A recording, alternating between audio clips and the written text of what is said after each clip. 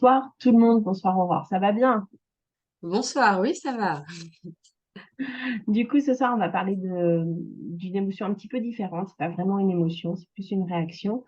On va parler stress, anxiété, angoisse.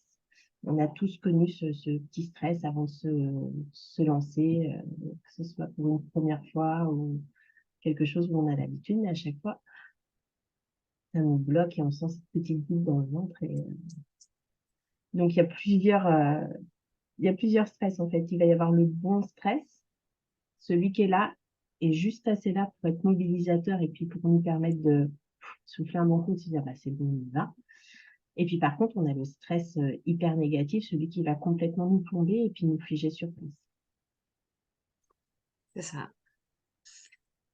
Et du coup, dans le stress, forcément, on en a tous plusieurs fois par jour, des petits moments de stress, que ce soit par des choses extérieures ou des choses que nous nous imposons à nous-mêmes. Tout comme nous, quand on crée ces vidéos. C'est exactement. Parce que du coup, il y a le stress de se mettre à nu. Et tout comme vous, quand vous prenez la parole pour parler d'un sujet qui vous tient à cœur, ou pour la première fois à une personne importante, ce petit stress qui, là, pour le coup, est positif parce qu'il est mobilisateur. Et donc, il peut être le stress négatif que tu disais tout à l'heure, si à l'inverse, il y a trop de pression de l'environnement. Par exemple, si vous êtes au travail et que vous avez énormément de tâches à faire dans un temps limité, parce qu'on n'est pas au travail pendant 24 heures, heureusement. Mais du coup, si vous avez énormément de tâches à accomplir sur un temps limité et que vous n'avez pas forcément les moyens pour répondre à toutes ces tâches, ça peut vous créer un stress négatif, ou alors s'il est répété également. Donc le stress en soi, c'est pas un problème, hein, c'est plutôt bien. C'est un problème quand il y a trop de pression en continu ou qu'il y a trop de stress négatif. Enfin, c'est là où ça devient un problème. C'est là où ça devient problématique, effectivement. Et puis ça va avoir une tendance à, au lieu d'essayer, comme tu disais, la multiplication des tâches au travail, devant l'ampleur de la tâche, on va se mettre à stresser et on va se bloquer, en fait, au lieu de se dire, bon, respire, et puis on va essayer d'être méthodique et organisé comme on est d'habitude. Et là, on va perdre complètement les pédales, on va perdre notre organisation. Et puis, du coup, on va prendre toute notre journée, que ce soit au boulot ou à la maison d'ailleurs. Ça peut être Oui, c'est vrai. des fois parce qu'on a des enfants, un mari, du linge. Devant l'ampleur des tâches, on va se retrouver complètement tétanisé et puis laisser tomber. Et c'est là où ça devient négatif en fait, parce on va complètement se figer et puis surtout, ça peut apporter d'autres soucis. En fait, le stress continuel, on va pouvoir avoir des impacts, que ce soit sur le poids, sur le sommeil, sur la concentration, sur nos émotions. En fait, on va être beaucoup plus à vif et à fleur de peau que lorsqu'on n'est pas stressé ou du moins qu'on a un stress minimal. Et là, c'est Ça peut problématique. augmenter. Excuse-moi. Non, vas-y. Je disais, et là, ça peut augmenter nos consommations addictives, que ce soit le tabac, le café. On va se dire, ah, je vais prendre un café pour faire une pause, puis en fait, mais non, parce que ça va nous pousser encore plus. Et puis, sur notre organisation, enfin, ça chamboule tout, quoi. Ouais, complètement. Et forcément, qui dit consommation de café ou de d'autres substances addictives en excès, c'est forcément joue sur le sommeil également. On va être Ouais, encore plus fatigué et plus on est fatigué, moins on gère nos émotions et moins on gère notre stress. Donc en fait, ça va faire une spirale. c'est ça. Du coup, il y a quelques conseils pour te permettre enfin, de redescendre en pression de stress négatif ou même de stress positif, hein, puisque de toute façon, dans tous les cas, il faut relâcher la pression.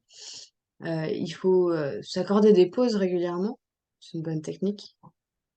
Mais des vraies pauses, hein, pas une pause avec son téléphone ou avec la télé, parce que pour le coup, ça relâche pas le cerveau, mais une vraie pause.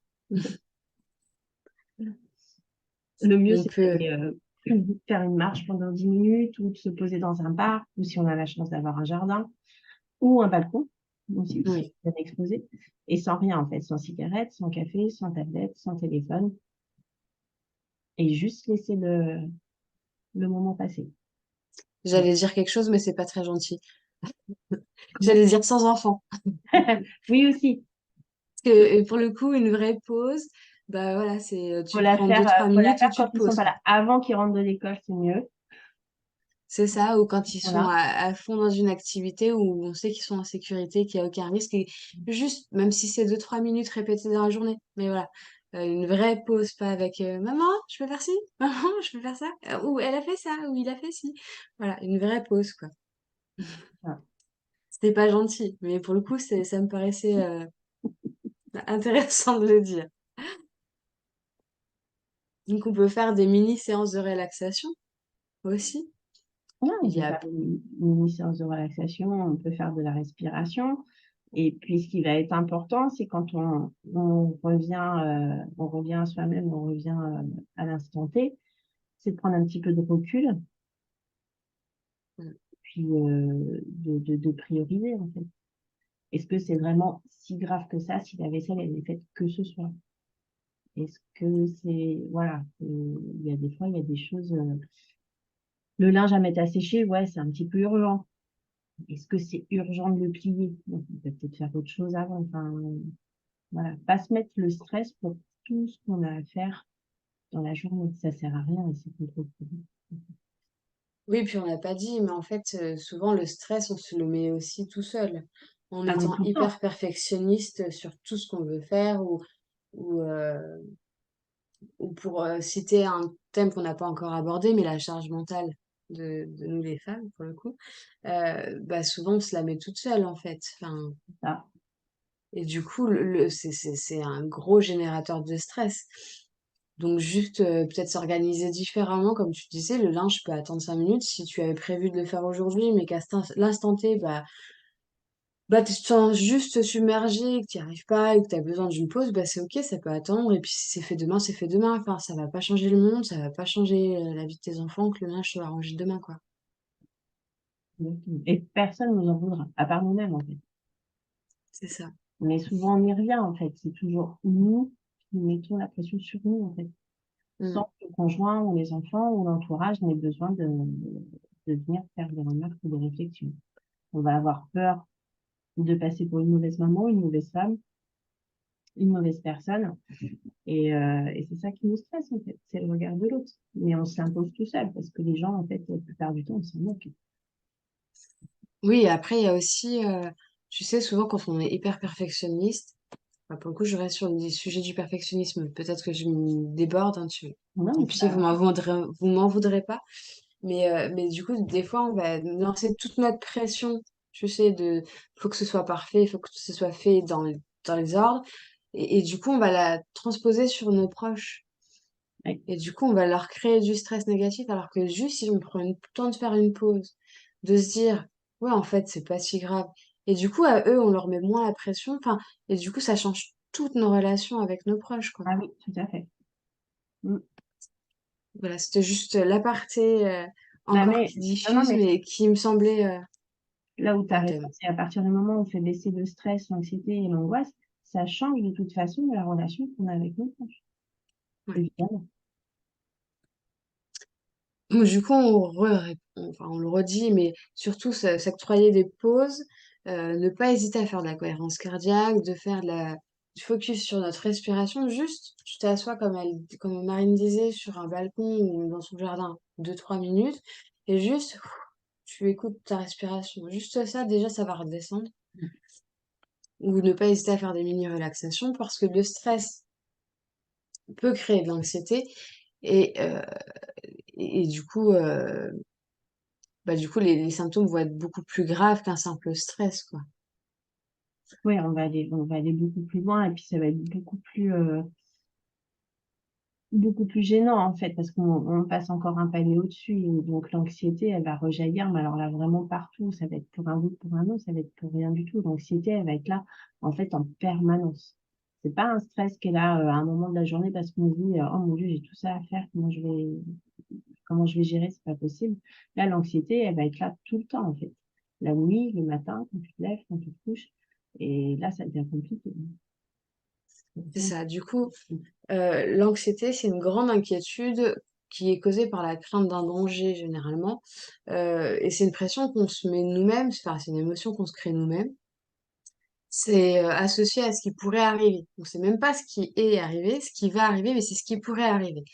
Par exemple, si je suis quelqu'un d'hyper perfectionniste, pour revenir sur ce qu'on disait tout à l'heure, et que je me dis, bah, si j'ai pas étendu ma machine aujourd'hui, il va falloir que je la refasse tourner.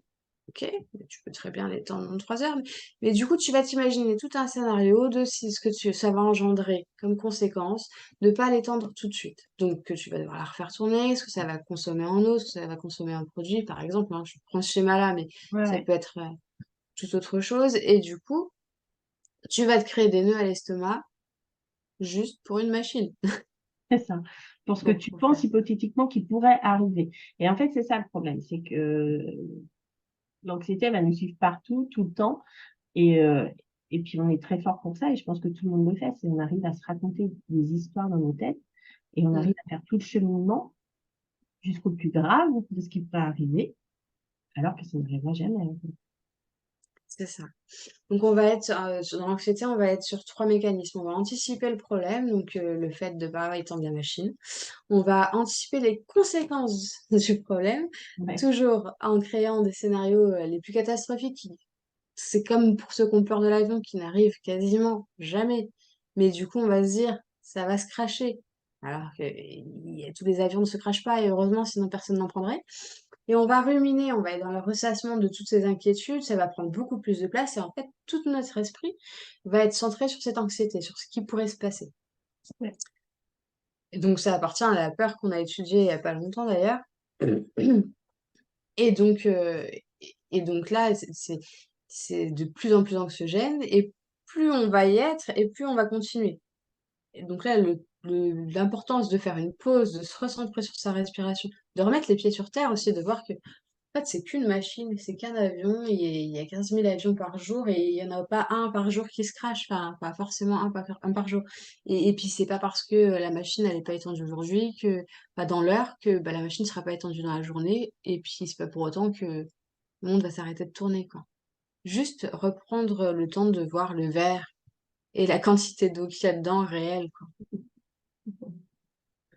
ça fait ça.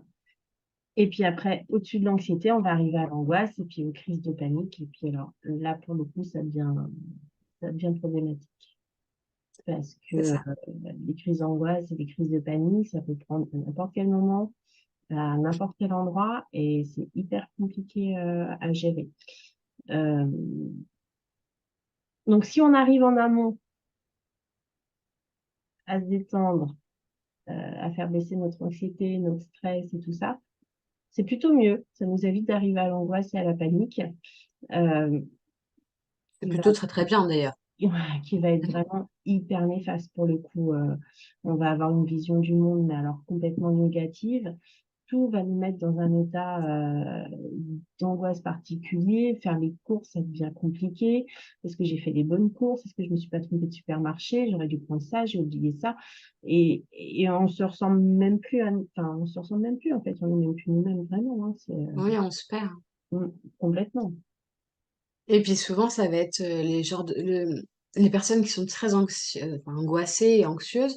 Ça va être le type de personnes qui disent, ah bah ça m'arrive tout le temps, il y a qu'à moi que ça arrive. Enfin, on se croit vraiment que à chaque petite difficulté, le ciel entier nous tombe sur la tête, quoi. Ouais, c'est ça. Et qu'à chaque fois, on n'arrivera pas, alors qu'on a déjà Mm. dépassé des choses beaucoup plus importantes que ça. Mais on est Ouais, tellement centré sur nos problèmes qu'on voit même plus les petits rayons de soleil. Et c'est quand même dommage de ne pas mm, profiter de chaque seconde alors qu'on sait même pas c'est ça. Ouais, ce qui se passera réellement, quoi. on n'a plus le recul nécessaire. On n'arrive plus à faire le tri dans ce qui se passe, en fait. Ouais, Et, c'est ça, c'est la réalité et la pensée, elles sont confuses, et du coup, on ouais, sait plus trop où c'est. Donc, il faut vraiment prendre le temps d'élargir son regard, de voir, OK, il y a ça comme problème, mais, euh, mais à côté, il y a toutes ces bonnes choses, et mm, donc, bah, c'est plus facile à vivre. D'imaginer ce que pourrait penser quelqu'un qui vit la même chose que nous, mais qui est pas anxieuse aussi. Tu vois, quelqu'un qui est, bon, après, on va schématiser, mais moi, j'aime bien imaginer des maîtres Bouddha. Alors, je sais pas pourquoi, ça m'a toujours fait rire. Je trouve qu'ils sont d'une zen attitude à toute épreuve, et que des fois, j'aimerais bien être comme eux. Mais quand je me sens que je suis très stressée et limite anxieuse, je me dis, mais qu'est-ce que un maître Bouddha, lui, il verrait là, en vrai? Bon, bah, puis souvent, je me rends compte que c'est pas un si gros problème que ça, quoi. C'est ça. On n'arrive plus, en fait, on n'arrive plus à dissocier ce qu'on aimerait et ce qui pourrait se passer et ce qui est en train de se passer, en fait. Tout devient confus et tout se mélange. C'est ça. Donc moi, je pense qu'il y a 4 grandes choses à retenir, du coup, de cette vidéo, si on peut dire comme ça. Vous accordez des pauses, parce que pour faire baisser le stress, il y a pas mieux. Des vraies pauses, sans écran, sans produits addictifs, une vraie pause avec, soit juste vous contempler, soit vous pouvez en profiter pour faire de la cohérence cardiaque ou un focus sur votre respiration ou de la relaxation, il en existe plusieurs types différentes. Si vous sentez que, l'anxiété commence à prendre le dessus, bah, n'hésitez pas à élargir votre regard, à voir réellement ce qui se passe autour, en dehors de ce problème Mm. et puis, par juste poser les pieds enfin, soyez réaliste, gardez les pieds sur terre, OK, il y a ce problème. Est-ce que le monde s'arrête de tourner? Est-ce que, c'est parce qu'il pleut que je dois arrêter de danser sous la pluie? Je suis pas sûre. Enfin, c'est vrai ou enfin, il faut enlever les comment ça s'appelle déjà? L'ornière. Oui, merci. J'ai l'idée, hein, mais j'ai pas le thème. C'est pas grave. Voilà, faut enlever les dernières et il faut vraiment prendre le temps de voir ce qui se passe autour et puis de rester cool. Enfin, il y a plein de petites choses qui nous ramènent à terre et qui nous permettent de profiter, donc faut pas laisser l'anxiété, le stress, tout ça nous grignoter, quoi. C'est ça, faut réapprendre à profiter des bonnes choses et des bons moments. C'est ça. Mais ça sera aussi une de nos vidéos, donc on va pas tout vous dire sur, les petits Bah non, pas bonheurs. du N'hésitez pas à partager cette vidéo, à nous dire en commentaire si, il y a des choses que vous voulez qu'on peaufine, qu'on détaille, qu'on revoie d'une façon peut-être différente et puis n'hésitez pas à partager. Je sais pas si je l'ai dit, je crois que je l'ai dit, mais non, c'est pas grave. tout. Partagez. Des fois, c'est bien. C'est ça. À bientôt tout le monde. À bientôt.